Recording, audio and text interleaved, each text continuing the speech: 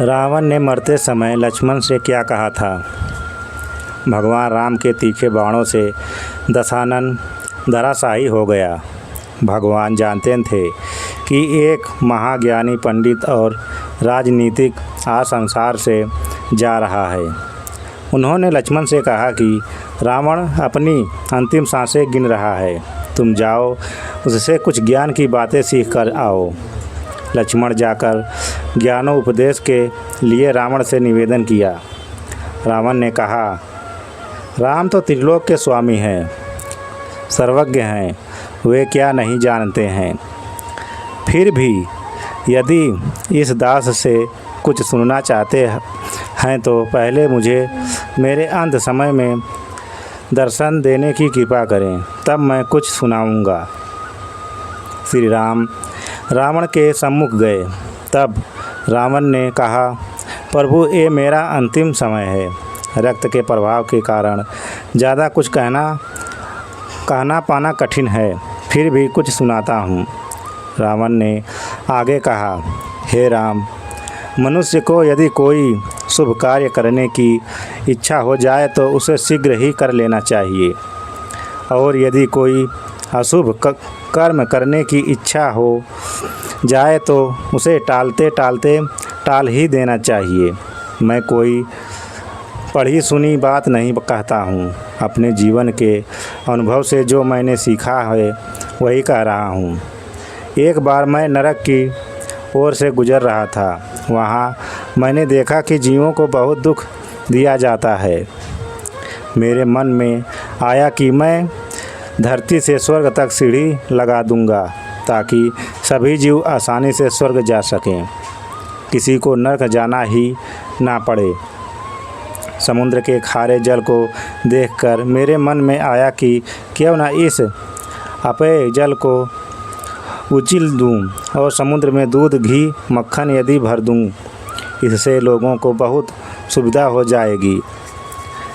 मेरी लंका सोने की है, पर मैं सोचा करता था कि यदि सोना में सुगंध भी हो जाए तो कितना अच्छा होगा। मैं सोना में सुगंध भर देना चाहता था। देव, दानव, यक्ष, गंधर्व, यहाँ तक कि इंद्र, ब्रह्मा और विश्वकर्मा भी मेरे अधीन थे। मेरे लिए ये सब करना कोई बड़ी बात नहीं थी, पर मैं आजकल कहकर टालते चला गया। सोचा करता था कि इन कार्यों को कभी कर लूँगा। ये मुझसे बड़ी गलती हुई। अब हमारे पास इन्हें पूर्ण करने का समय ही नहीं बचा है। दूसरी तरफ एक बार मैं आकाश मार्ग से गुजर रहा था तो मैंने जंगल में एक सुंदर स्त्री को देखा। उसे देखकर मेरे मन में कुविचार उत्पन्न हुआ कि इस सुंदर को भी मैं अपनी पत्नी बनाऊंगा। हे राम, मैं जानता था कि पराई स्त्री पर बुरी नज़र डालना पाप है, लेकिन मैं अपने आप को रोक ना सका और मैंने आपकी भार्या का अपहरण कर लिया। यदि मैं अपने उस कुविचार को उस दिन रोक पाता तो आज यह बुरा दिन देखना नहीं पड़ता। इसलिए मैंने कहा कि शुभ कर्म को शीघ्र कर लेना चाहिए और अशुभ कर्म को सदा के लिए टाल देना चाहिए, तभी जीवन में कल्याण संभव है। अपने शत्रु को कभी अपने से छोटा नहीं समझना चाहिए, पर मैं यह भूल कर गया। मैंने न केवल हनुमान को छोटा समझा बल्कि मनुष्य को भी छोटा समझा। मैंने जब ब्रह्मा जी से अमरता का वरदान मांगा था तब मनुष्य और वानर के अतिरिक्त कोई मेरा वध ना कर सके ऐसा कहा था, क्योंकि मैं मनुष्य और वानर को तुच्छ समझता था।